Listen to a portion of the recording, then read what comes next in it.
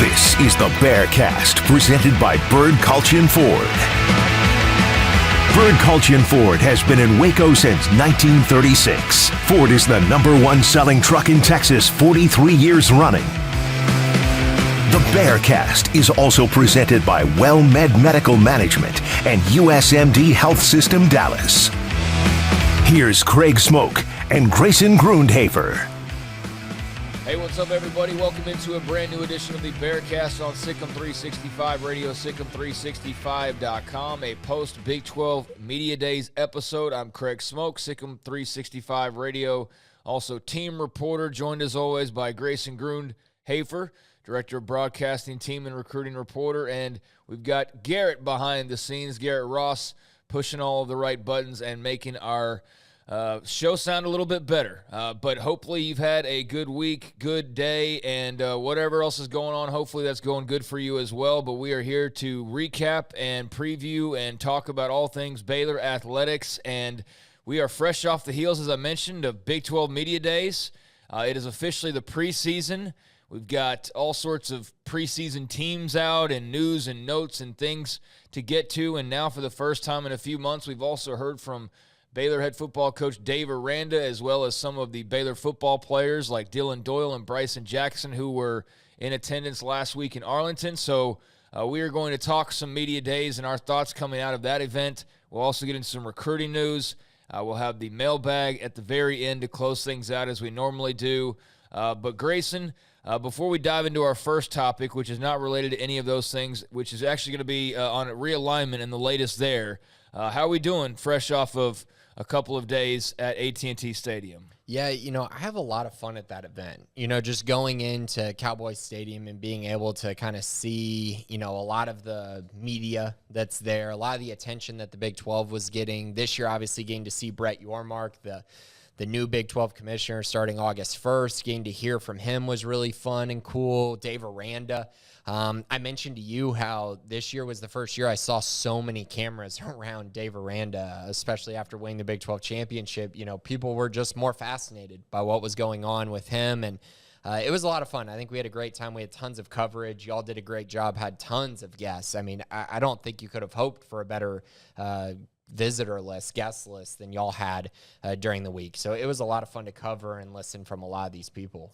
Yeah, I just want to give a shout-out. I think Sic'Em 365, as we get closer to the season here in the next few weeks, is operating at a pretty high level, even though we are, dealing with people going on vacations or, this or that or whatever, is changing with the way the wind blows. I don't think we could have pushed out much more than we did last week in terms of, audio interviews. And then I know you were recapping a lot of the press conferences and people were writing stories, and it's all out there still for you to consume here a few days later if you didn't get the chance to live last week. But I think we had it pretty well covered from every angle, and was proud of the way that this team has, kind of put everything together, and certainly the way we covered media days. So we did get to see Brett Yormark. Your first thoughts on the new Big 12 commissioner? I mean, we got an opportunity to talk to him one-on-one. That's one of those interviews that you can check out, and certainly interesting to hear his thoughts on realignment and expansion,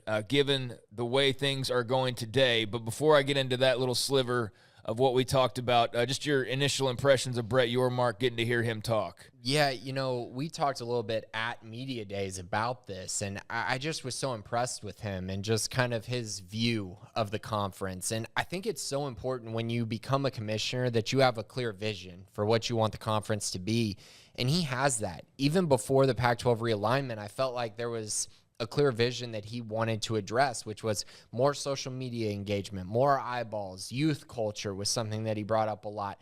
Just making the Big 12 fun again, right? And making it more of a national brand. And obviously, all eyes for him are on the media rights deal that's coming up in 2025. So he mentioned that at length as well, which is so important. That you got to be able to make money. And that's the name of the game nowadays. So I felt like he was really straight-lined with everything that he said. There was a clear vision, and I was so impressed. I came away feeling like the Big 12 is in as good of hands as they could be right now. Yeah, I think that he did a great job. I was impressed. I was definitely leery of, a little bit of snake oil salesman or whatever, just when you hear of a guy who's been in the pro sports world, and he's coming from New York. And I'm not one of those like Matt Rule haters that despise him just simply because he was from the Northeast. That was all so ridiculous, by the way. I'll say that every time that gets brought up by me or by anybody else. But, you know, you just don't know. The guy's not like a Big 12 guy, so you're not really quite sure. And especially given the decision-making of the Big 12 at times, like this isn't 100% that this will be a home run hire.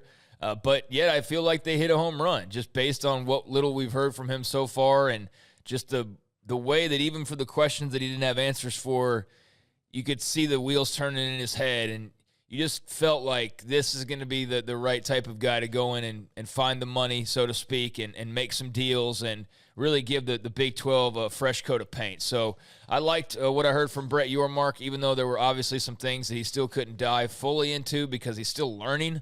And he still hasn't even started the job technically. But as we did learn, he has been on the job already. And that's included talks about expansion and realignment and what all's coming with that. And the latest on that as far as Baylor and the Big 12 Conference goes is, on the one hand, I think I see every time that Fox intentionally launches one of these just very vague fan questions, and they have these graphics that don't seem all that specific, but I feel like they actually are very calculated. We've seen them do that a few times now. But you're seeing, like, hey, who would last in this group of teams in the new whatever? And I feel like I see a lot of Baylor mentions. I feel like that's a school that maybe I'm not giving enough credit to. Certainly when you talk about whittling down to 40 teams, I do think that they would be sweating big time. But if you're talking 50 to 60, I think Baylor's one of those teams that is more towards the front of the line. Their problem is always going to be the size. You're just never going to have a large fan base. But in terms of winning and brand recognition and even ratings to an extent, and, you can go into a couple of different other categories as well, I feel like Baylor's very well positioned. There's still a lot of work to do, but you see kind of like Texas Tech with big announcements. You think about it, the last year Baylor's made those, whether it's the Welcome Center or it's the basketball arena or it's the football project or whatever. You talk about winning on the field. They've been doing that. Recruiting well. They've been doing that. I mean, they've been doing just about everything that you can possibly do to be relevant and be amongst the top competitors in college athletics. So I do think that bodes well for them. But there is the question of what that cutoff line, if this mythical super conference world were to continue to develop, where that would be. But I do feel maybe a bit better 2 weeks after the calamity started than I did a couple weeks ago when it first started. And the thought was, oh my gosh, there's going to be like 48 teams and nobody else. You know what I mean? Yeah. And that would be a dangerous scenario for them. But if it's a little bigger than that, I do think they're much better positioned than even some of the teams that are in those two conferences specifically. Like multiple teams in those conferences, I think you'd rather have Baylor than some of those. So they're a hot brand right now, and there's other teams in the Big 12 that are, picking up their weight. I mentioned Tech and all that they're doing. You're seeing others trying to grow and get their brands out there as well. So the Big 12 is doing its part, but it begs the question of what is Brett Yormark's tactic going to be in terms of growing the league and giving it that fresh coat of paint that I mentioned and all of that. And as we learned last night, Grayson, one of those methods of trying to make the Big 12 stronger and explore some opportunities was talks that were going on last week while Big 12 Media Days was going on, or at least right after that finished up, that Brett Yormark was having with the Pac-12 Conference and discussing, according to reports, even a full-on merger. But ultimately, it sounds like the Pac-12 was the one that came to the table with these ideas. The Big 12 mulled them over, realized there's not much value in the leagues coming together totally, and so it was announced last night that there will be no just meshing or complete alliance or coming together of the Pac-12 and Big 12, which would give you this 20-plus team super league that, quite frankly, even though the number of teams would be 20-plus, would not be on the level of the Big 10 or the SEC, and therefore that's why it's not going to happen. As we learned, the Big 12 is not looking to further pursue that. There's also been rumors about Notre Dame and some loose alliance with the Big 12 there. How much stock you want to put into that, I don't know. But what we do know in realignment here a few days since our last broadcast is the Pac-12 and the Big 12 are not going to be coming together, although the door is open for the Big 12 now to poach some Pac-12 schools. That's basically where we sit. The question is, who exactly would those be? There's a good 4 that we can all kind of surmise would be involved because they've been mentioned over and over again, but the big wild cards would be Oregon and Washington, and whether or not they would be a part of that, that remains to be seen, and it remains to be seen how quickly this could move, but that did seem to be a bit of a, not so much bombshell, but eye-opening piece of news last night with the Pac-12, Big 12 merger now off the table. Your thoughts of just where we sit a few days later in this crazy world of realignment? Yeah, I think that was the clear-cut statement that I took away from it. It's not, I mean, yes, I didn't want the merger to happen. That's just, that was never going to happen. Never a fan of that idea. No, and it never was going to happen. Like, what are you going to have, 2 commissioners? Like, no, this is not, like the Big 12 has said, and like many people have said, college football is not about saving conferences at all. And the Big 12 can't be about saving conferences. They can't. The Pac-12 had their opportunity a year ago, weren't able to get it done, and now the Big 12 has an opportunity to add schools and put themselves in a better position. I think that's where the Big 12 is at today. They're in a much better position than they were a year ago when Texas and Oklahoma decided they were leaving. The Big 12 is now solidified. They're all pretty much together from what I can tell. And that allows them to kind of sit there and really pitch something that could be pretty special to these Pac-12 schools. And so I think they're in a great position. I agree, the merger, glad that's not happening. Not enough revenue, not enough money in that deal at all for that to make any sense for the Big 12, especially when you're in the position of power, which they are in. That would literally just be to save the Pac-12. So I'm glad that's not happening. And we know what it was like when the shoe was on the other foot a year ago. The thought of the Pac-12 even entertaining the idea of merging with the Big 12 was never even on the table. We knew pretty much from the get-go they weren't going to accept the full meal deal. So that's why I was totally against saving Cal, basically, or some of the others. Washington State, Oregon State, I feel bad for those schools because they're totally powerless. It would be the same as, what K-State would be feeling like, basically, or Iowa State to a lesser extent. But, K-State would be pretty much dead in the water. Right. We know Baylor would have a chance. Texas Tech would have a chance. TCU probably has a chance because of Fort Worth, and others would as well. But K-State would be done, and it looks like in the Pac-12, the schools that would really be hurting are those 2 Northwest schools in Oregon State and Washington State. Yeah, definitely. And so I'm glad that you moved past that, and now you're looking at the 4 schools you mentioned, Arizona, Utah, Colorado, Arizona State. Those are the 4 that have been linked the most to the Big 12, and then Washington and Oregon. I'm cool if the Big 12 just decides to take all 6 if they can. I think that's a great move. It's a power move.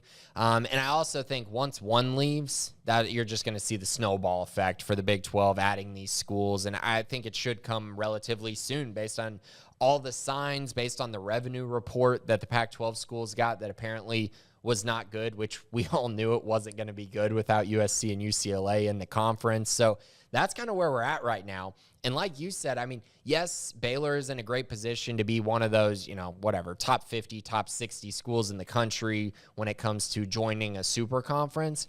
But I think they're just in a tremendous position in the Big 12 right now. I think, with that grant of rights deal in the ACC not going out till 2036 or something. I mean, the Big 12 is in a great spot to really thrive over the next few years, and college football has changed so much in the last just 2 years. Imagine how much it could change in 10 years, and maybe the Big 12 is in a different position then than it is right now. Yeah, I mean, there's a lot of programs out there that are, basically trying to get what attention they can get and prop their profile up as much in a short amount of time as they can. The good news for Baylor is they're not one of those where they've had the resources but maybe have underachieved and they're like, oh my gosh, like we really need to go out and win, right now. They've been winning. They've been winning big. And that, does not necessarily equate to an invite to some exclusive club just purely winning. But it does, I think, help in the eyes of just your perception. And when people talk about TV ratings and, the allure and the attraction of the brand and things like that, I do think Baylor has a brand. I think they have a stronger brand than they probably ever had. And I do think they've got some incredible people in place to continue to build that up and prop that up and, change that along the way for the better when needed and to just grow it. And I really like they can't, as a school, be in a better position outside of having won like a football national title in the last few years. And we know that they've had opportunities to maybe knock on that door, and really that's been taken out of their hands more so than they've bobbled that. And that's frustrating, but there's no denying that if you're talking from a competitive standpoint, which I know is not the big driving factor here, but it is, I think, a sliver of a factor, because you're not going to invite some tomato can of a team, especially if they don't have the other things that come with it. But Baylor's not a tomato can anymore. Years ago they were, but for a long time now they've been established. And I think when you got guys like Scott Drew and Dave Aranda and all the rest that are involved, and you've got the programs out there on the national stage that have been out there like they have been, I think the timing's good, but they've got to keep that foot on the gas and, keep themselves as relevant as they can possibly be. But you can't have better leadership than they do right now. So I think in the big realignment scheme, yeah, they're arguably the top program in the new Big 12. And I think a great case can be made for that. Them or Oklahoma State, I would say. Yeah, absolutely. Yeah. I think it's one of those two. And quite frankly, they've got the bigger wins in football and basketball by a wide stretch. Yeah. So, if you're going off that part of it, then it's clearly Baylor. So it will be interesting to see, because this has all happened so fast, and it just continues to kind of mutate and change. And last night we got the nail in the coffin of a Pac-12, Big 12 alliance. Now, what is the next step? The Pac-12 is probably going to talk with the ACC some more and see if they can't get some type of emergency parachute. Otherwise, the Big 12 is probably going to poach the Pac-12 for however many of their brands they see fit. Maybe some say no and go off on their own and try to keep the Pac alive somehow or another. I don't know, but the Big 12 is in a good position, in my opinion, and it will just be interesting to see what craziness awaits us around the bend, whether that's today or over the next couple of weeks. But realignment is certainly not dead, and is certainly here in the meantime for at least a little while. Could you imagine Clemson sitting back and watching the ACC go, oh, yeah, you know what, we'll provide a safety parachute for you, Pac-12, and we're going to take, $15 million less. Clemson is going to sit there and be like, oh, yeah, I'm okay with that. No way. No way are they going to be okay with that, and no way should the ACC do that. And I would also almost say, I'm very curious if they did form an alliance, if that would by some means kind of void their grant of rights deal. Yeah, and if that could impact things. There's a lot of bad information to sort through on social media, because there are a lot of things that are thrown out just purely as fact in the realignment game, like the voiding of the GOR. And I've seen a lot of false reports on how that could happen. And some of them I think have a shred of truth to them, but you got to be careful, because not everything is 100% truth, and a lot of it is just throwing complete whatever against the wall and hoping that it sticks. I've seen certain accounts that literally propose every single scenario, and then when one of those 15 scenarios comes true, like 3 days later, like, told you, and it's like, dude, you couldn't be wrong, because you had a tweet for every single possibility. But that's part of the fun and craziness of realignment. But I'm with you. I mean, Garrett, yesterday on the show, you can just attest that I got into it with Smokey about the whole idea of an alliance in the ACC, and I was just like, it doesn't make sense. It doesn't make any sense for them to do what is being proposed. So we had a big to-do about that, but the Pac-12, Big 12 alliance just doesn't make any sense. It really doesn't. And I was totally on board with you. So I think right now the biggest deciding factor is going to be Notre Dame, but if they can pull the trigger with the Big 12 and kind of capitalize and navigate NBC together, I think that's more likely a liable option than what's going to happen with the rest of the ACC programs. Yeah, could you I'm right there with you. I mean, why would any conference do an alliance right now? I don't know. At a point where we're looking at all these schools getting poached, why on earth would you settle for crumbs when you can add the whole cake? You know what I mean? I don't want to get into our full conversation, but it was something about front loading some of the money for the ACC, but my whole thing was the ending was inevitable. You're either just moving up the ending or you're just waiting until 2036. So anyways, we could get into that again, but we had a big back and forth about that. And, I maintain that any idea of that kind of an alliance is going to be a failure. So I was glad to see that news from the Big 12 last night. The interesting part that Garrett mentioned, the Notre Dame aspect, there was a report out there of maybe there's some type of a loose agreement of sorts, a partnership, if you will, of Notre Dame and the Big 12. I'm just hesitant anytime I hear Notre Dame and a conference attached. I know they've done business with the ACC, but while that would be a godsend for the Big 12, some type of a partnership with Notre Dame money-wise, I don't know how much stock to put into that.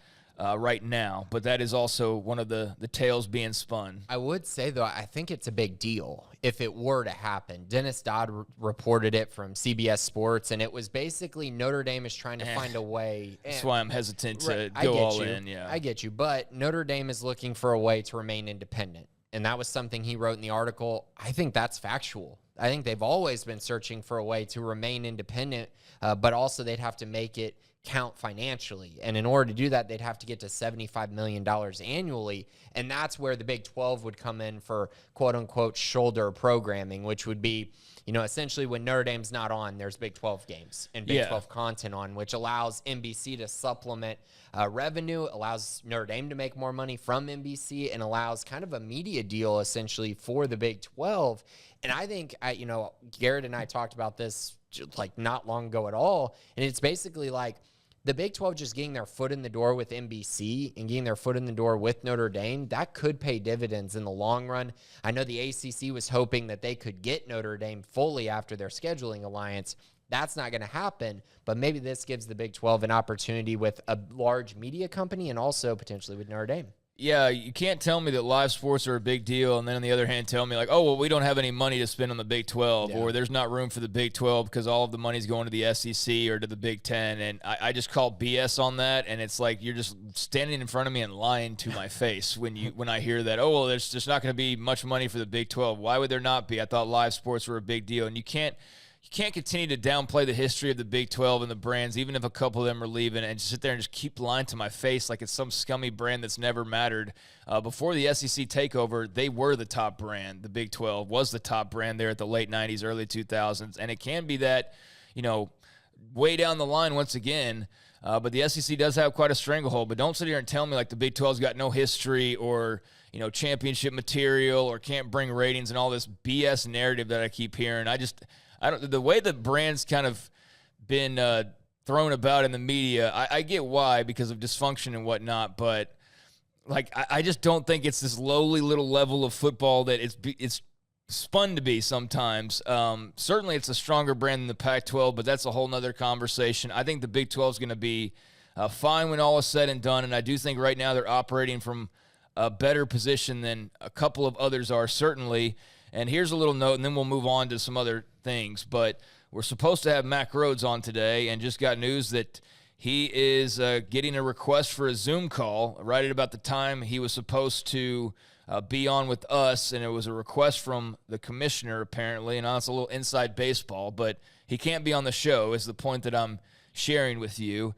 And it makes you wonder, anytime that he's got a bolt, and it's a little bit last minute of what news could be going on and what maybe is that entailing, and when it's involving the commissioner, and we know what's going on because we're talking about it here over the last few minutes. It's just buckle up, everybody, because it does seem like this realignment thing's rolling down the tracks and picking up momentum, and especially with the Big 12, there's a lot seemingly afoot right now. So who knows what that could be about, but could just as easily be about some new teams as it could be about what the halftime performance they need for the Big 12 title game next year. The Pac-12 is just like, can we get summer over? That's right, where they're at. It's kind of like the Big 12 last year. Can we just get through the summer so we don't have to worry about this anymore? And I'm just going to say there's still another month and a week until the season. And so, I mean, there's still a long way to go, and the Pac-12 is definitely not safe right now. No. Big 12's in a great spot, though. Yeah, it is. So after media days,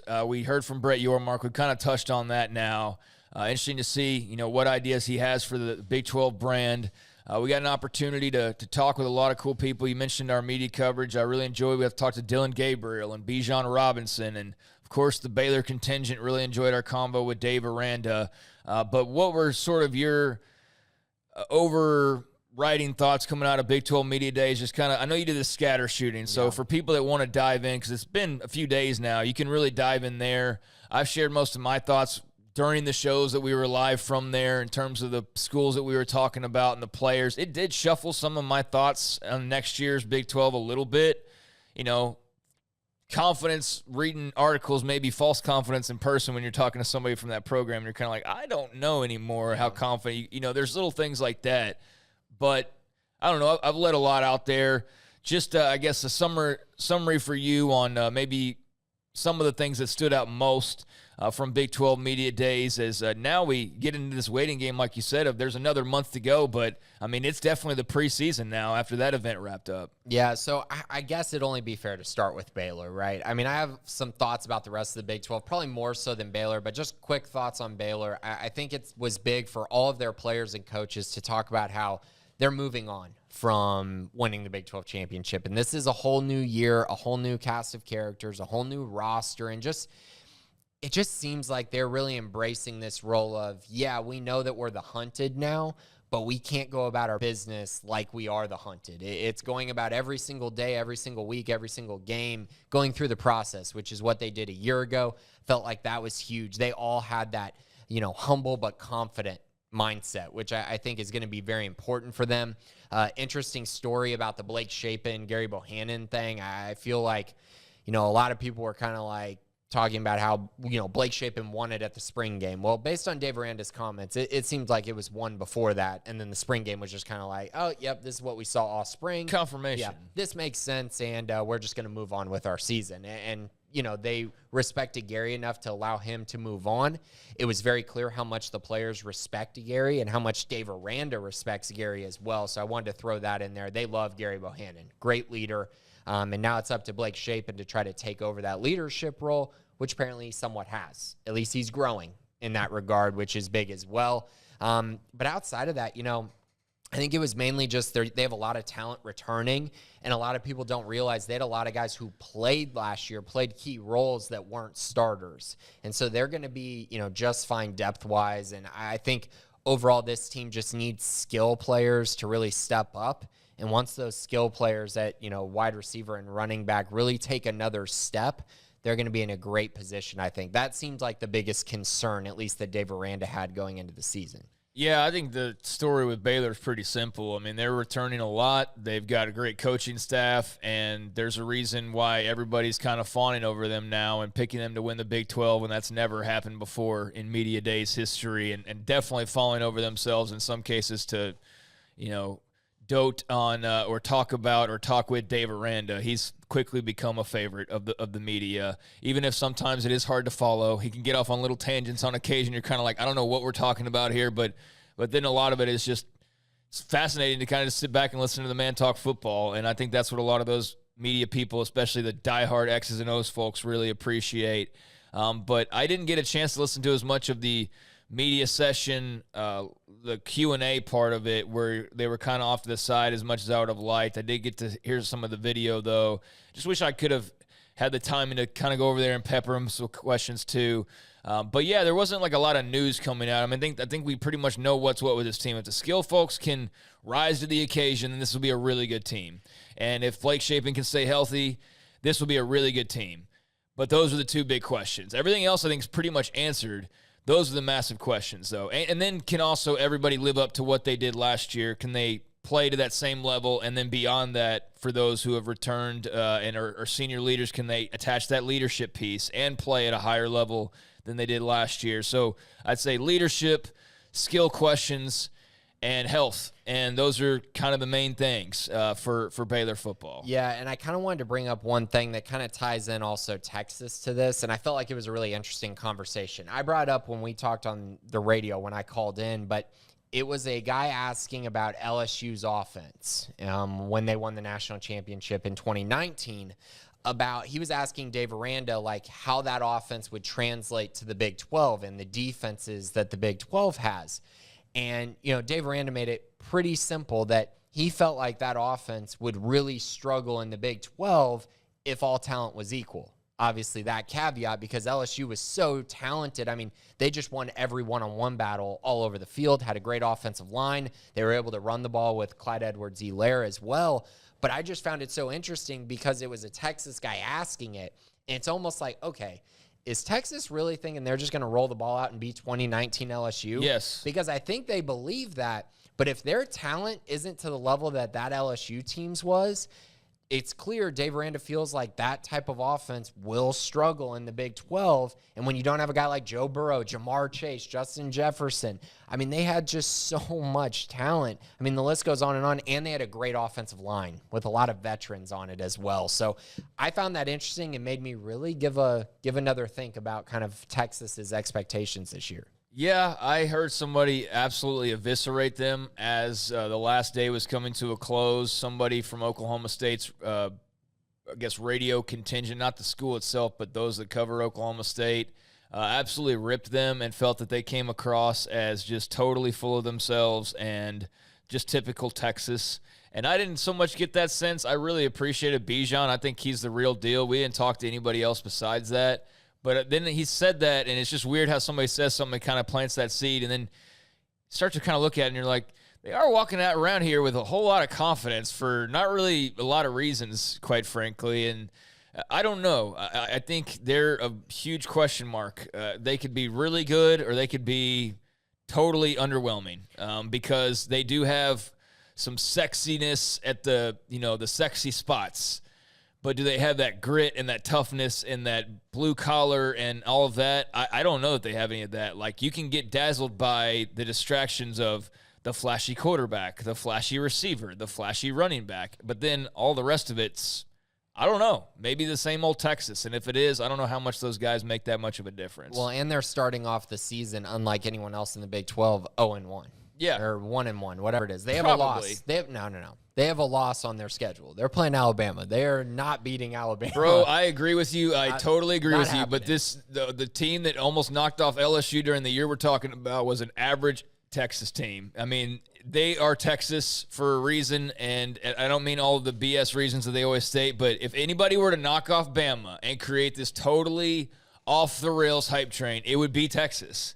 Like, that would be the team to do it and make the expectations totally just ridiculous. But yeah, I know I'm with you. They're not going to beat them. I'm not going to bet on it. I don't think many people will. But if somebody were to do that, it would be them. Yeah, I think that LSU team and this year's Bama team to start the year are at two different points. No, I agree. Like, I'm just telling you. Joe Burrow was just beginning to be Joe Burrow. Bryce Young's already Bryce Young. No, I get that. I get all that. But I'm just saying, like, if there were to be any team to make some stupid win in, like, week 2 or whatever and totally flip everything on its head and totally mess up everybody's expectation, it would be that. It would be them, and it would be that game. But I'm not saying that I'm predicting that by any means. I'm just saying you never know. Okay. For all we know, maybe Bijan and Quinn and this whole thing goes off the rails great right from the very beginning. I don't even care to talk about them much more. I'm just saying, like, that's not 100%. Would you bet the remainder of your paychecks the rest of the year on that result? Yeah, they're not losing. Okay, Texas. that'd be a dumb bet. I think. They're not protecting Quinn Ewers at all in that game. We're already talking too much about it because we're talking about it like I'm actually fighting you on this. But I don't think they'll win that game, but I'm just saying, like, who the hell knows early on in the season. So moving on from Texas, I guess, let's talk a little bit about this little theory I have. I think that there are 3 teams that can win the Big 12, and it's Baylor, Oklahoma, and Oklahoma State. And I came off of media days, and I told you, just as frankly as possible, that I was concerned about Oklahoma year 1 with Brent Venables and all the things that he was saying, and just kind of like, we have to rebuild this, we have to rebuild that. And it's like, man, how many things do you have to rebuild, and are you really going to be a good team? But then I dove a little bit deeper, and Oklahoma's schedule is so favorable this year. They get Baylor, Oklahoma State, Kansas State, and Texas all at home or on a neutral site.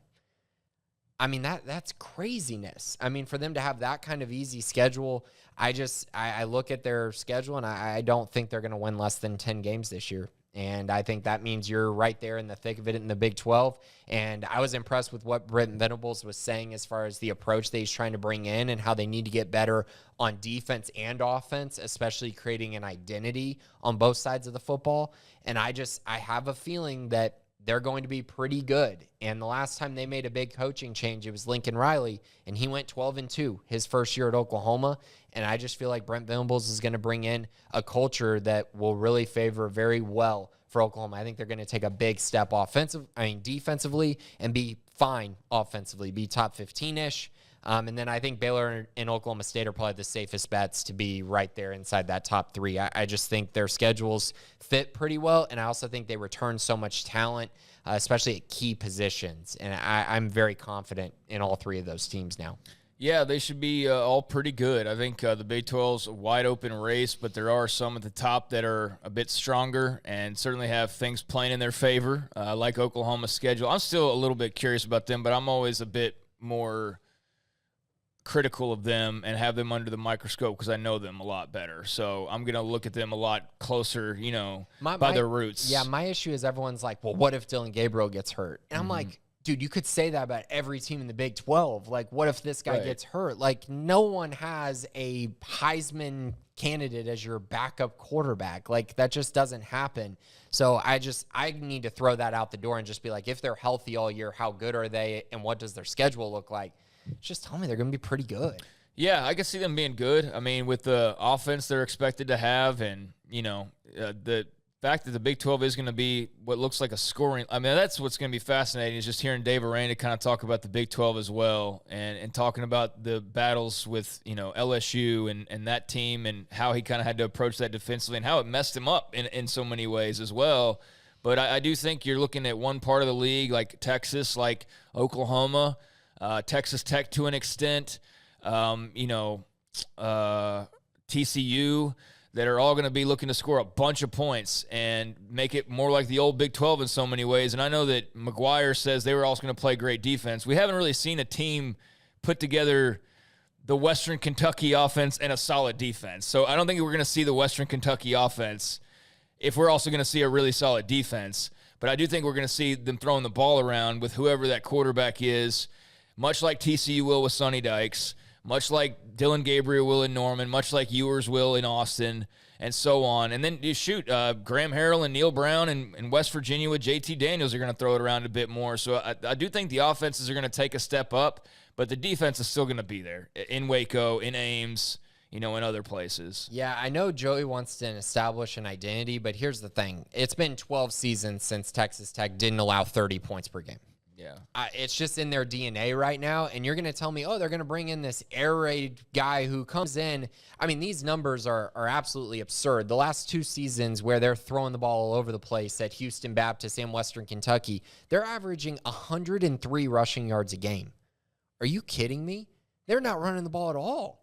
And you're going to just tell me, now he's going to go to Tech, and now they're going to really play complementary football. We're going to run the football. We're going to have a true identity and really help our defense. I just don't see that happening. I don't understand how you would bring someone in and the expectation is they're going to completely shift from what they've done the last 2 years, and that takes a toll on your defense. That absolutely does. If you're going to come out there and throw the ball all over the place and have all these 3 and outs, which does happen in an air raid offense, you're going to have a lot of issues with your defense getting tired, especially if you don't have depth.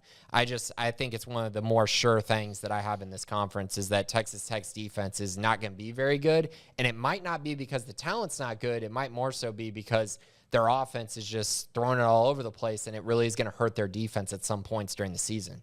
Yeah, I mean, these are all the things that were talked about last week and things that will be cleared up very soon. And that's what I'm very much looking forward to. I am all on board with reading the magazines and the previews and talking about it for a couple more weeks. And it's going to be longer than a couple more weeks. But, man, I'm ready to see some football at this point. I've seen every program pump themselves up and get all the sunshine from recruiting and facility announcements and this transfer, and that's, it's like everybody's good. Everybody's great. Everything's heavenly. Everything's good. I want to see who the real deal is now. I'm tired of the talk. I want to see who's going to walk that walk, and I feel pretty confident Baylor's going to walk a pretty strong walk. Now, is it going to be last year? I don't know about all that. That was special. That was special, man. Like, to redo all of that, a year later would be really tough, but I think they're going to carve out some great memories. I think they're going to be a dang good football team, and just how good record-wise, I still don't know because it does fluctuate in my head from like 8 to 11, you know, and that's what's tough to kind of still figure out, but it's getting close. We are in the preseason officially, but let's move on here. We got a couple other things to take care of before we move on out the door. Some recruiting updates, Grayson. I mean, we've obviously talked at length about Baylor quarterback commit Austin Novosad. some, will tell you that's a loose label because he'll tell other outlets of, hey, there's a 4-team race, 3-team. I don't want to dive into all of that so much because we've discussed that at length.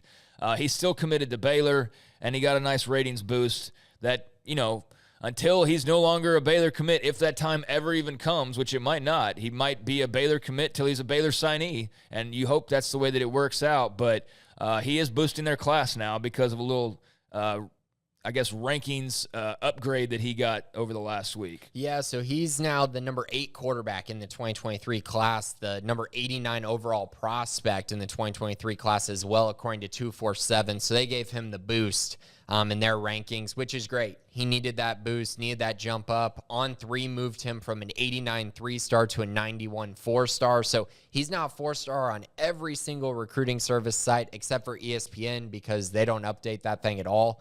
He doesn't even have, 4 of his biggest offers listed on ESPN. So I expect him to be a 4-star on that as well when that rankings update occurs. But this is a big deal. I mean, he's trending towards being one of, if not the best quarterback prospect Baylor's ever landed. The only one they probably won't catch is Jarrett Stidham, who's number 34 overall in his class. So he's still got a ways to go if he wants to catch him.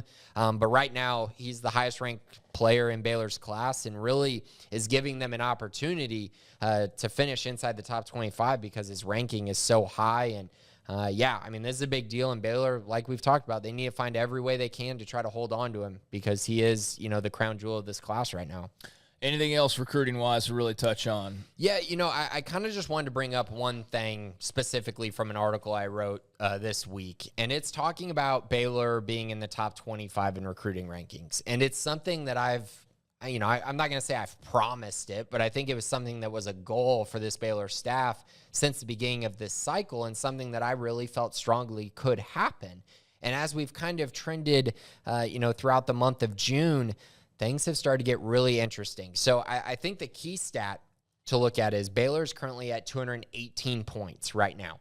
And points are dictated by the guys that you've landed, which is number 13 in the entire country. If you get to 220 points, here's the significance of that. Since 2015, only 6 schools have ranked outside the top 25 in recruiting ranking with a point total over 220. Baylor's already at 218. If they land 2 more commits, maybe 3 more commits, which I think they could in this class, they're easily going to get over that number, and that's going to give them a great chance to finish inside the top 25. They're just sitting in a great spot unless decommitments happen or the national rankings just decide they're going to kill them at the end, or just an anomaly, because history tells us that if they're able to get to that number, they're going to have a fantastic shot at being top 25 and maybe even a ceiling of being a top 20 recruiting class in the nation. Is it really true? You tell me that they have a chance to finish top 20 to top 25. I mean, do they also have to pay every player $25,000 to get there? No. No, wow, they don't. That's yeah, amazing. Some schools have to, but Baylor doesn't have to, and they're in a great spot, and they've basically held true with the guys that are committed. They've been able to hold on to them. Now they still got to fight some battles at the end to hold on to some guys, but if they're able to, I mean, they're sitting in a fantastic spot to really reach a landmark goal for this program, to be honest. Man, I'll tell you, if you got the means at your disposal to go play in the NIL game real deep and do all those types of things like pay entire roster plus 15 walk-ons, that's really a roster. I made the comment on Twitter. That is totally calculated, the 15 walk-ons. But, like Texas Tech's announcement, or do what Texas has done with every offensive lineman gets $50,000 out of the kindness of our hearts and our pocketbooks, or what Miami's tried doing, or Tennessee with an $8 million quarterback, or, whatever reports are. I mean, I know Baylor's not totally immune to playing in the NIL game, but I do think that they are doing it the right way. That sounds like the most homer thing of all time, but I'm saying do it in the right way in terms of not worried about making big, loud bangs and noises and, flaunting cash and, like, trying to woo people with a bunch of the frilly stuff. Just going about their business, man. Not talking a lot of trash along the way, but speaking up when they need to speak, and only really speaking when there's something to say instead of just talking and yelling all the time. And I like that they've maybe been a little quiet for some people's taste, but I think they've been the perfect amount of quiet. They don't need to just go and win the offseason. They won the season last year, and that's the goal, is to win that season again, because everybody wins the offseason. Like, if you don't, then, man, that's just miserable. And, sometimes it is miserable. We've had miserable offseasons around here, but this has been eventful. There's been new projects announced. The roster looks good. The recruiting's great. And it's not all just smoke and mirrors with promises and all that kind of other stuff. And some other teams need to do that. But my point being is just, like, they're potentially going to have their best recruiting class ever by just going out and winning, is being due diligent and doing all that and not getting involved in a lot of the other nonsense, so to speak. And I think that's admirable. And I think that's Dave Aranda, and that's obviously that staff. And I think it's unique in some ways to today's college football in the best kind of way. And not to say they're not going to have to go play in the mud sometimes, because they're definitely going to have to. And they're going to have to get a little muddy for Novosad, I'm sure. But it's not just built on toothpicks. This thing is being built on some great foundation. And it's just scary in the best kind of way to think of where this thing could be in 5 years if there's actually a coach who's able to stick around for more than just 2 years of their ceiling, and actually could have a chance to break through it, because we know Browse was starting to knock some cracks in that bad boy, and then all hell broke loose. And Rule was right there on the elevator and ready to push the up button and go all the way up to the ceiling, and he bolted halfway through, So there's been guys who've kind of touched on that and then never have had that chance to, or have chosen not to follow through all the way. So if Aranda can actually stick around and just keep being the guy that he is and the coach that he is, and keep building the program the way that he is. And, yeah, he's going to have to replace some assistants because they're going to get wowed by other schools, and they're just going to keep going up the ladder. But I think we all trust him to make good hires because of just his football knowledge and what he's figured out. And so long as you have President AD, the alignment, so to speak, like they've had with Livingstone and Rhodes, and you've got donors willing to spend on new projects, I mean, I think we're at a point where – so long as those things remain intact, we could finally see where this thing could really go, and how far it can go. And that's exciting. And I hope we get to see that, because we've gotten very close, like I mentioned, with a couple of others where, like, man, this thing could really take off. And it sort of does, but we've never seen it take off and just keep seeing how far it could go, and Dave Aranda could do that. Yeah, and I think this year's class is kind of just the tip of the iceberg, right? I think next year's class, you could be talking about comparing it to the 2016 year, Art Briles' last class before it got dismantled. They were number 16 in the country, and I do think there's a trajectory and a path for Baylor to potentially get there in that 2023 class if they continue to play the way they have been. Like you said, it's built on culture and built on wins, and that's what Baylor's been able to do. And very similar to what Art Briles did.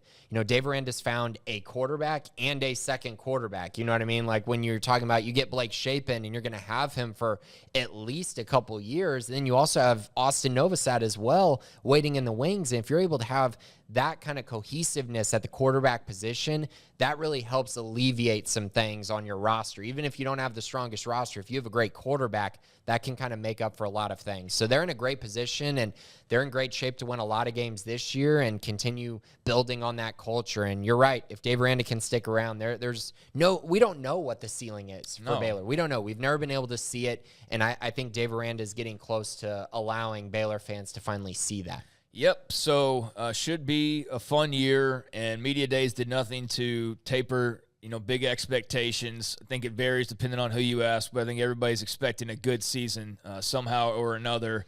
Let's get in the mailbag now to close things out for this week's episode. No Layups 21 in before someone asked about Novosad, so we already have talked about that a little bit. Yeah, the only thing I'll add is June 30th. July 30th is when A&M's trying to get him on an official visit. That's their pool party and whatnot. And he said for a long time that he was going to go to the Baylor camp on the 30th. So we'll see what happens. That's a little over a week away, so we'll see what he decides to do. We'll probably know more before then, but my guess is if he shows up at the Baylor camp, then I think it's probably a done deal, I would think. I can't imagine it goes longer than that if he's not taking official visits. Like, what would be the point in that? So that's kind of where I'm at right now. He has said that all 4 schools are in it. I don't know how much I believe that or how true I honestly believe that is. I do feel like Baylor and A&M have really, been on him for, some time, and they really fit him, I think, culturally better than the other two, Ohio State, Notre Dame.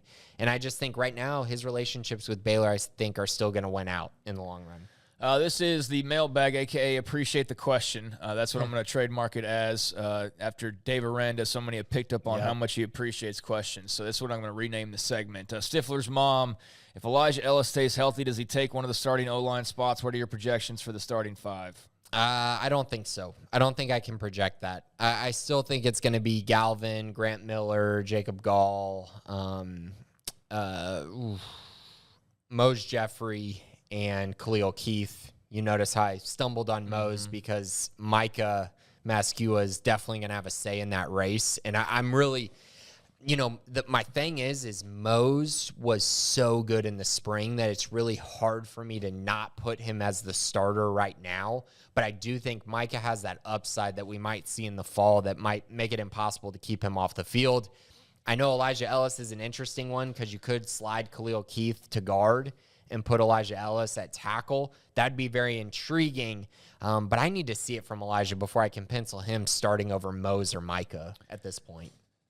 Scotty B, the Baylor King. It's interesting. They've got 4 spots that are concrete, and then it's like that very interesting, okay, what could happen here? Right. And so that'll be fall camp. I did ask Dave Aranda last week, August 4th, the loose date, sounds like for fall camp starting up. So we have a little over 2 weeks still before that begins, but those will be the types of questions we start to get into here in just a couple of weeks with the actual at least with Aranda. I'm not sure how much of the staff we'll talk to because they shut that down last year in the fall. Scotty B, the Baylor King, who do you think is the best quarterback Baylor defense will face this year? For me, it'd be BYU's Jaron Hall, who could end up being a top 10 pick or at least first-round pick in the 2023 draft. Anyways, I'm pumped the Big 12 didn't merge with the Pac-12 because Oregon State, Cal, and Washington State are the 3 teams that don't bring any value to the Big 12. Well, we answered the second one. Definitely gave our reaction. I agree. I'm with you. And no merger. Yeah, and I'm with you on the no merger. I just didn't like the idea because you don't really give yourself a lot of room to maneuver either by doing the Big 24 or whatever that would have ended up being. Would have been 24, I guess, teams. But really, I wanted no part of Cal mostly involved in the league. I just don't like the fit there. And apparently a lot of other conferences aren't that interested either. So imagine that. But as far as the best quarterback they'll face this year, I could see that. I could really see that. I like Jaron Hall. I like the offense that they have and that they've surrounded him with. Man, there's a lot of unknowns, man, because you could say JT Daniels, you could say Quinn Ewers, you could say Dylan Gabriel, you could say Spencer Sanders, you could say they're going to see a lot of great names, but how many great quarterbacks? I think they're going to see a lot of really good quarterbacks to good quarterbacks, but like how many great ones they see out of that group, I don't know.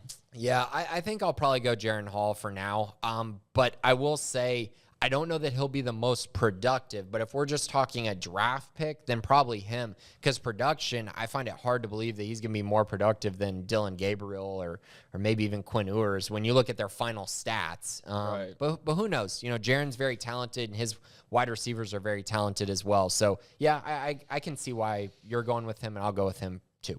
Yeah, Hunter Deckers, we don't know anything about him. Spencer Sanders is up and down. I mean, who the heck knows? Tech, whoever their quarterback's going to be, is not going to be the best in the league. Adrian Martinez.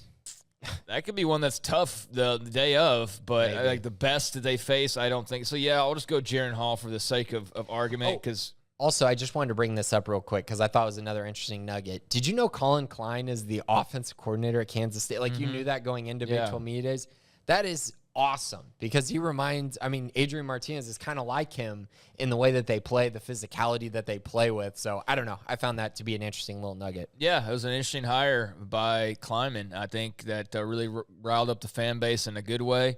And that's a great quarterback for what they're probably going to want to do with Martinez to have tutoring him because that's where he would be dangerous is being able to run a little bit and then also make the throws. But can he make the throws to his own team?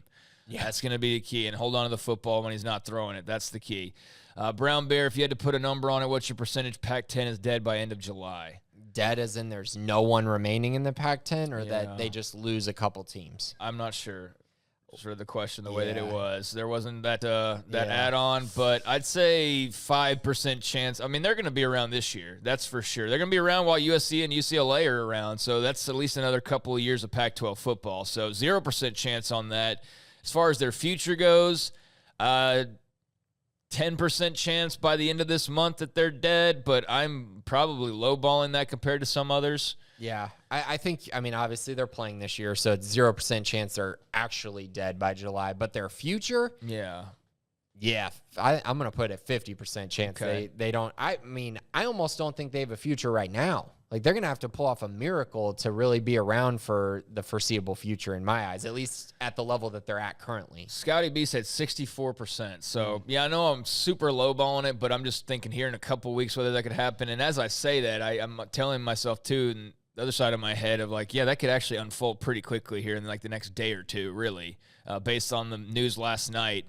You could see, potentially some movement here this week. So, I don't know how to put I mean, it's 50-50. I mean, maybe that's the best way to go. It's just 50-50 because it's not good, but it's not completely off the table that they could somehow find a way to survive. If the ACC throws them a life raft of some sort, which I don't know why they would, because, again, that just locks up the ACC for longer or keeps them locked up most assuredly, rather than perhaps some of those programs having a way out earlier, which I think they would want to maintain rather than solidify what their current situation is. That's why that alliance doesn't make a whole lot of sense. Is the ACC is not trying to solidify, I don't think. I think they're trying to, if anything, some of those schools want to speed up the exit strategy, and others are holding on for – so I don't know, man. It's 50-50. It's like a lot of other things in realignment right now. But, not great. Doc Crow, how often do you guys get off-the-record info? How much of that do you hint at, if any? Often and as much as I can. Yeah, pretty much. Yeah, pretty much. When will the hats go on sale? We got a variety, and I think there's more coming. We've been giving a lot of them out. I don't know as far as the various styles and all of that. We were just given a chunk of them, of various, designs and whatnot. We've given some of those away, gave some away at Big 12 Media Days, and we should have some new ones coming in, I think, soon. But are they up in the store? Do you even know? Don't know. Not sure. Send a message to Brian. That would probably be your best bet, Brian Etheridge or Colt. Well, Colt's kind of out of pocket right now. One of the folks, Brian, Ashley, or Colt. Probably Brian, your best bet, I would think, on the hat front to figure that out and give you a better answer. But, I'm enjoying them. I've got like a handful of them now, so it's cool to be able to switch them in and out. You each have one previous Baylor player from any time or sport to give one more year of eligibility to for this upcoming season. Who is it? I'm going to give eligibility to, how about Corey Coleman? I was thinking the same thing, yeah. I'll give eligibility to Corey Coleman. I will say the intriguing one is basketball, because I was trying to think of a big man that would make a lot of sense, like an Ekpe Udoh or a Jonathan Motley, just because I think that's really where they're most vulnerable is the big man spot. But, I'm going to go with Corey. Yeah, I think Corey Coleman would be exactly what you're looking for. I mean, you could name any number of receivers, and I'd be good with Antoine Goodley coming back. I'd be good with, Denzel Mims. Denzel Mims wants to come back. That'd be terrific. Do we get Josh Gordon for a full year? Hell, bring them all back. I'll take them. I mean, bring them all back. But, I'd go receiver, and Corey Coleman seems like a safe bet. Let's see here. Which are y'all more tired of fielding, realignment speculation or Austin Novosad questions? I think the realignment thing's kind of fun. So I don't mind that so much. It can get a bit ridiculous. I mean, like there's some really, and I don't mean on this podcast specifically, but you see some like really wonky stuff out there being reported as far as realignment goes. And it's kind of clear to see who's like just totally full of it sometimes when they're talking about it. But there are others that are clearly like they have some kind of insight or they're just really great at guessing. So it's fascinating to see that just the overall reactions to realignment news across the college football spectrum and how much it affects, various brands and schools and communities and parts of the country. It's all very interesting, if not heartbreaking in some cases, if you're a Washington State fan, for example. But the Austin Novosad, that's annoying because we don't really know, and it's recruiting, and it's totally – you can trust somebody as much as you want to, but at the end of the day, if the bag man arrives, you just don't know in recruiting how it might turn out. So the fact that there's no set end date until like December, really, when they actually get the chance to sign these players. That's, I think, what makes it a little frustrating. But, I mean, I get why. Yeah, I don't mind questions about either one at all. Like speculation, cool with it. Austin Novosad questions, cool with it. My problem is comments about Austin Novosad, like saying he's not committed, like that he's not a commit. Like, that's just false. He is committed. I mean, the dude has offers from Ohio State, Texas A&M, and Notre Dame, and is just trying to make the best decision for him. That doesn't mean he's not committed.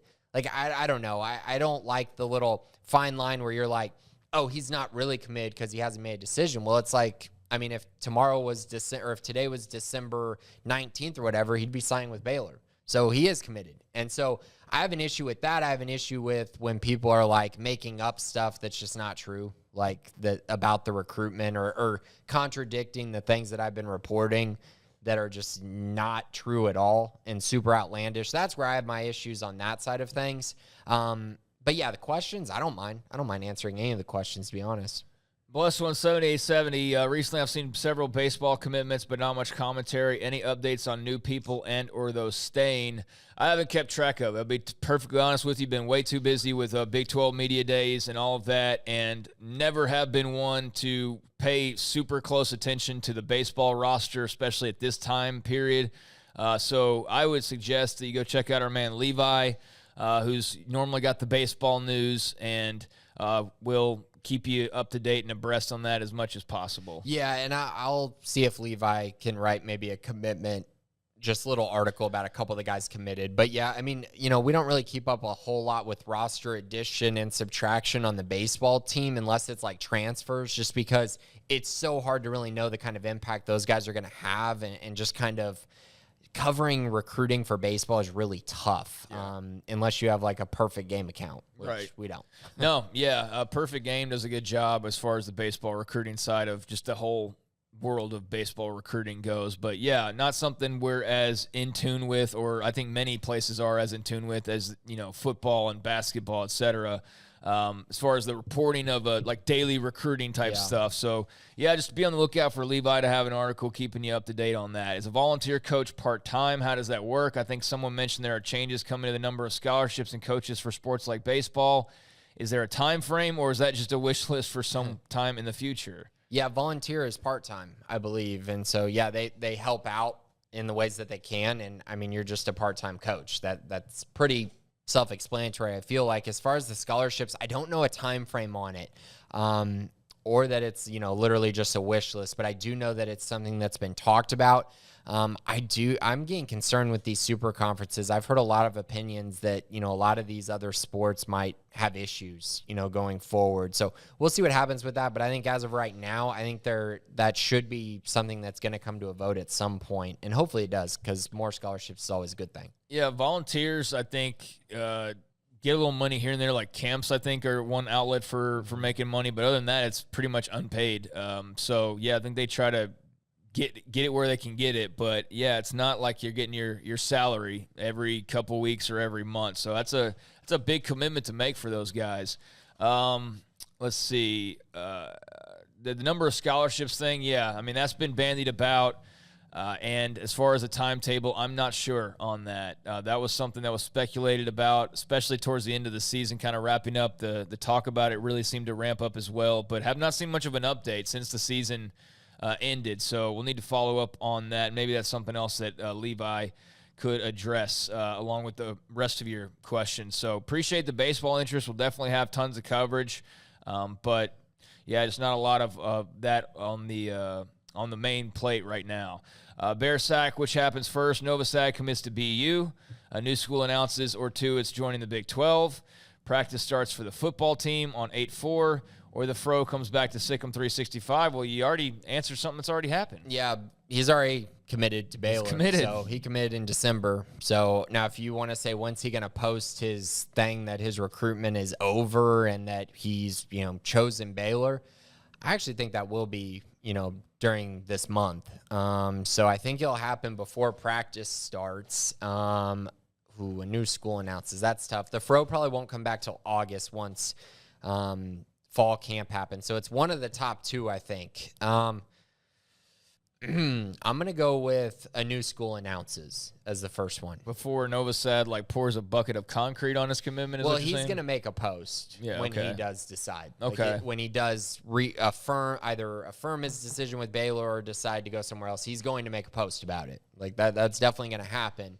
I just think, I have a feeling the new school thing might happen the next week. Yeah, I mean, that's getting, a bit more heated. So I could see where that, happens or unravels the Pac-12, that is, to where teams are announcing they're looking forward to joining the Big 12 at some point. I could see that next couple weeks. I'm not guaranteeing that by any means, but that's just the way the wind is blowing right now, especially with the news last night. Something has to give with the Pac-12 and their TV talks, and then what that means for those schools that are under that umbrella.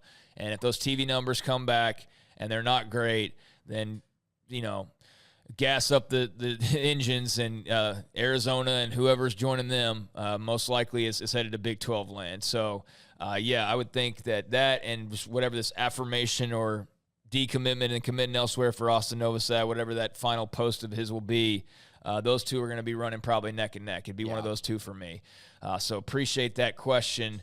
But, looking forward to the Fro being back, and looking forward to that post for Novosad just to have some clarity and some confirmation, and obviously looking forward to practice starting here pretty soon. House money, does Baylor make the CFP this year? Why or why not?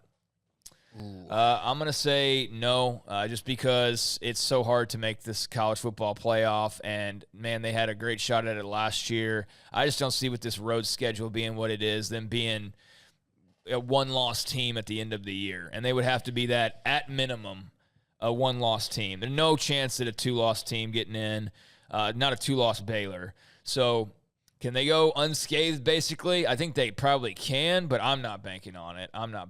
So I'll say no. I mean, that would be banking on a 12-1 season is what they'd have Where, to have. 6 of those games are road contests, against pretty good teams. Man, I really... A Black Friday in Austin, a Thursday in Morgantown, 2 Lubbock, 2 Ames. Yeah, come on. Things would have to go extremely right for a 2-loss team to get in. No one's done that outside Shapen of would be in SEC. Heisman talk. Yeah. I can't honestly sit here and say I think they're going to make the CFP. I can't in good faith do that. I think they'll go... I actually think they'll probably go 10-2. They may even go 11-1 and then have to replay a team in the Big 12 championship, which is not easy either. So I'm going to say no. And the reason, like you said, is the schedule. They have a top 15 matchup on the road in a night environment in Provo. That's going to be such a difficult game. The Thursday night game at West Virginia, who I think is going to be pretty good this year. A lot of stumbling blocks, and I haven't even talked about at Oklahoma or Oklahoma State at home or at Texas. It's a tough schedule. It's a very tough schedule, and it makes you thankful they took care of business last year when it was a little more favorable. But, this is going to be a really hard slate of games, and be fascinating to see here in a few weeks is how that whole story goes. Because, man, this time last year, there might have been some people who were positive on the team and what they could do, but I don't think any of us knew what we were in store for, really. And we didn't even know after – as late in the season as the Fort Worth game, what we were in store for still. We still had no idea how great it was going to be by the end, because that was that was rock bottom, basically. And rock bottom, and then the ultimate triumph in the same season just a few weeks later. So hard to predict how these things will go, but not the most favorable slate of games. Most dramatic, thrilling Baylor recruit path from offer to signing day. How does it compare with current recruits named, not named Austin Novosad? Most thrilling. I wasn't here covering the Jarrett Stidham one, but my goodness. That wasn't really thrilling. That was just kind of... it was? it was thrilling, but I don't really recall how... I don't know. I don't know if thrilling's the word. That just seems to stick with me for some reason. Yeah, but, the way that he flipped and... it was... I guess thrilling's the word for it. I don't know. It just wasn't like this... And this Novosad thing's been a far longer process already. Yeah. And, Stidham was just... super committed to Tech, and then out of the blue one night, just all of a sudden, rumor has it, and then he's on a Cleburne radio station or something, or Stephenville radio station, and, making a commitment. Luckily, they had an online feed for that station. And I was able to listen to it. I mean, it was all exciting and all that. I guess thrilling would work, but it was just all very sort of abrupt. It wasn't like a thing that played out over time necessarily. Yeah. And then that was, so I had 4 examples. So these 2 was that one and Isaiah Hookfin when the Texas debacle where he ends up at Texas because of various reasons. But that one was interesting. And then Tyquan Thornton, because he was committed to Baylor, decommitted, committed to Florida, and then flipped to Baylor. That was a big one, and it was talked about a ton because Baylor never gave up on recruiting him. And then Gary Bohannon, he didn't make his decision until late in the process either, had offers from Alabama and Georgia for defense, had, Louisville, Kentucky for quarterback, Arkansas as well, and ended up choosing Baylor. So those were kind of the ones that I narrowed it down to. I'm not sure any are more thrilling than this Novosad one, especially with the rankings boost he just got. That's kind of where I'm at right now with the kind of other thrilling ones that we've seen in the past. Yeah, no, those are good examples. I have to really sit down and really stew on maybe some before you even got around, and my memory doesn't go back much further. But yeah, the Sic'Em thing was a shock and a surprise and a celebration, once it eventually happened. I know there's a lot of anger on the part of the Texas Tech fans. I actually saw somebody mention that just the other day, like in the last couple of days. So it's not even gone away from them just yet. Although, he's certainly somebody who could have NIL'd it up during his recruitment. That's a good example, and just not quite the roller coaster that Novosad has been. That was more like a 30-second roller coaster, and this Novosad one's going on like 2.5 minutes already, if that makes sense. Yeah. But hopefully not too much longer than that. And if another one comes to mind, then I'll try and bring that back for next week to mention. But House Money, first time I recall seeing your name. Maybe I have before, but do appreciate your question. He closed it out, or she closed it out. By the way, the Bearcast is the podcast I must listen to every week. So thank you so much for the great compliment, and thank you so much for closing us out this week. Some good questions, and, man, some big things coming up with Baylor just getting into the grind of things once again. We've now got a lot to chew on from all that was said last week at Media Days, and a lot to look forward to. And realignment, threatening to change the complexion of the Big 12 at any moment, really. And, just a lot in store. We're starting to get close to football season. Grayson, anything before we go here? No, I mean, this was exciting. We got to talk about a lot of the key topics that are coming up in this summer, and fall camp's right around the corner. I mean, football season is almost here, and I know everybody's really excited about it. I know we're excited about it. But I got to say, I think this is the fastest summer we've ever had, Craig. Like, it is moving very quickly. Hopefully it stays that way. That's just because there's been nonstop news. Yeah. I welcome that. But realignment's played a part in that. Recruiting's played a big part in that. And there's just been, various stories popping, whether it's Baylor basketball playing, exhibition games that they wouldn't normally play, or media days. Baseball coach being hired, and media days. Yeah, I mean, there's been a lot of different things. Facilities announcements, a new Big 12 commissioner. There's been just a lot of those kinds of stories piling up all at the same kind of time over the last few weeks. And, hey, thankful for it. Made our job a lot easier, a lot of more fun stuff to talk about rather than having to kind of just scrape together, like, what are we possibly, like, let's talk Rangers because there's nothing else. And we hadn't had to do that, so that's been great. It's also been great because of you, the audience. Do appreciate all of you out there. Those of you who ask questions, that mailbag is open. Just look for Grayson's post at the beginning of each week to get your question in there. Also, thanks to Garrett behind the scenes for pushing all the right buttons. And he was a big part of helping make that magic out in Arlington during Big 12 Media Days as well. So for Garrett and for Grayson, I'm Craig Smoke. Check out Sic'Em365.com and Sic'Em365 Radio. Thank you for listening. We'll talk to you next week.